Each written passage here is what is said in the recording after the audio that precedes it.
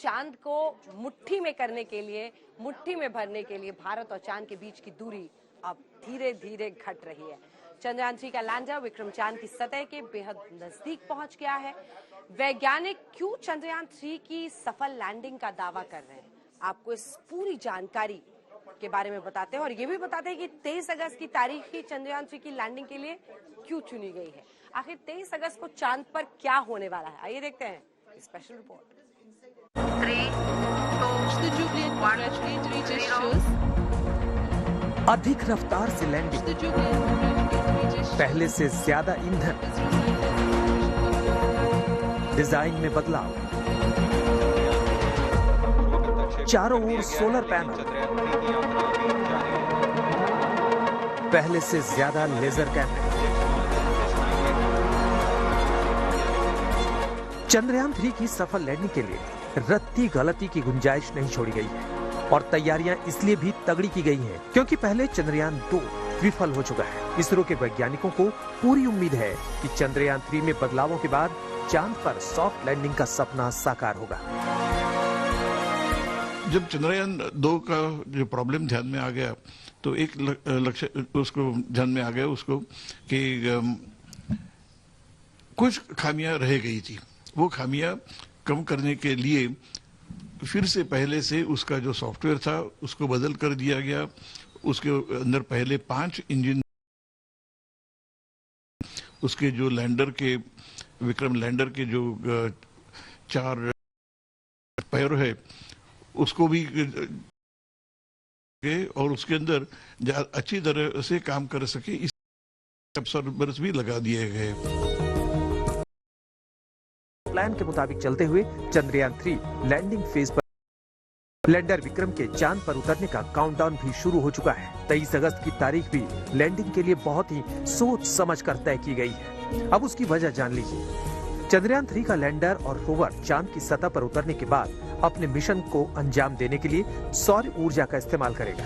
चांद पर 14 दिन तक दिन और अगले 14 दिन तक रात रहती है। अगर चंद्रयान ऐसे वक्त में चांद पर उतरेगा जब वहाँ रात हो तो वो काम नहीं कर पाएगा।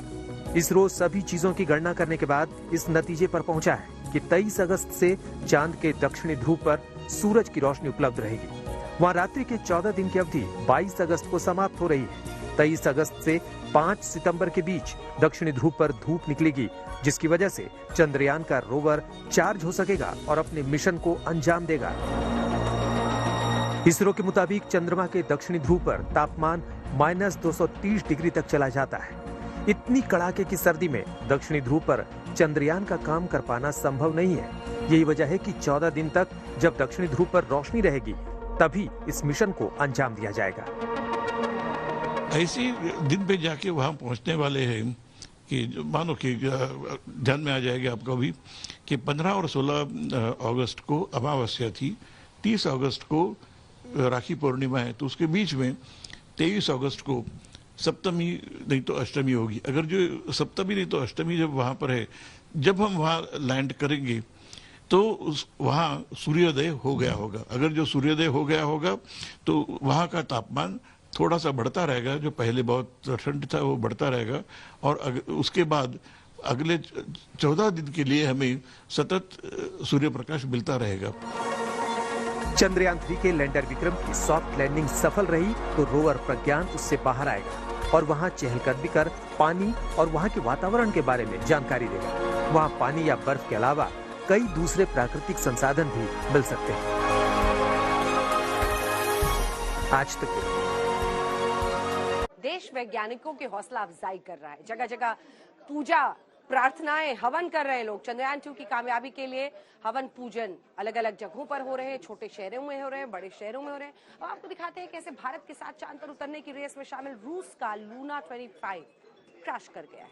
वहीं अगला इम्तिहान भारत को देना है क्योंकि 46 घंटे बाद चंद्रयान 3 को चांद पर उतरना है। चुनौती बड़ी है, इसरो तैयार है।